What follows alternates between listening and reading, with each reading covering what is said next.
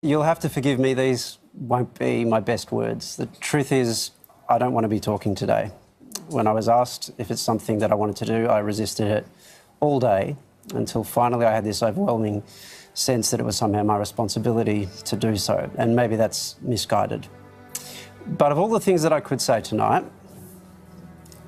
that I'm gutted and I'm scared and I feel overcome with utter hopelessness. The most dishonest thing would be to say that I'm shocked. I'm simply not. There's nothing about what happened in Christchurch today that shocks me. I wasn't shocked when 6 people were shot to death at a mosque in Quebec City 2 years ago. I wasn't shocked when a man drove a van into Finsbury Park Mosque in London about 6 months later. And I wasn't shocked when 11 Jews were shot dead in a Pittsburgh synagogue late last year, or when 9 Christians were killed at a church in Charleston. If we're honest, we'll know this has been coming. I went to the mosque today. I do that every Friday, just like the people in those mosques in Christchurch today. I know exactly what those moments before the shooting began would have been like. I know how quiet, how still, how introspective those people would have been before they were suddenly gunned down. How separated from the world they were feeling until the world came in and tore their lives apart. And I know that the people who did this knew well enough how profoundly defenceless their victims were in that moment. This is a congregational prayer that happens every week like clockwork. This was slaughter by appointment. And it's scary because, like millions of other Muslims, I'm going to keep attending those appointments, and it feels like fish in a barrel. But that isn't the scariest thing. The thing that scared me most was when I started reading the manifesto that one of the apparent perpetrators of this attack published.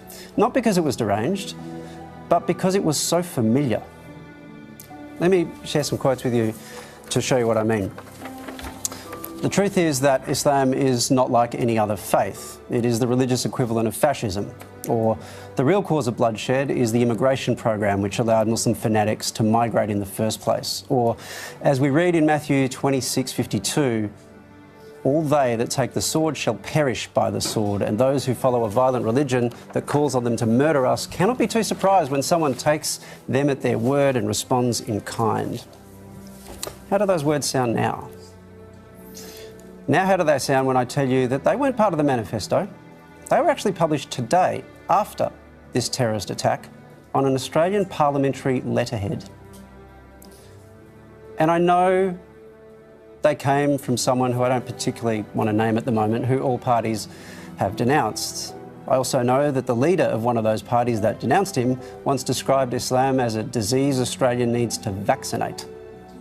And even that party is kind of on the fringes, despite some valiant attempts by our media to change that.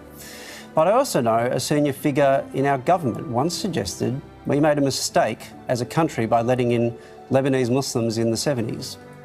And I know there are media reports going back 8 years of a shadow cabinet meeting in which another senior politician suggested his party should use community concerns about Muslims in Australia failing to integrate as a political strategy.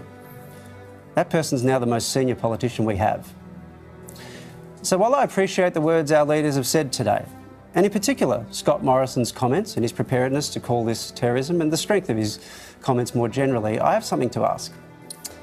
Don't change your tune now because the terrorism seems to be coming from a white supremacist. If you've been talking about being tough on terrorism for years and the communities that allegedly support it, then show us how tough you are now.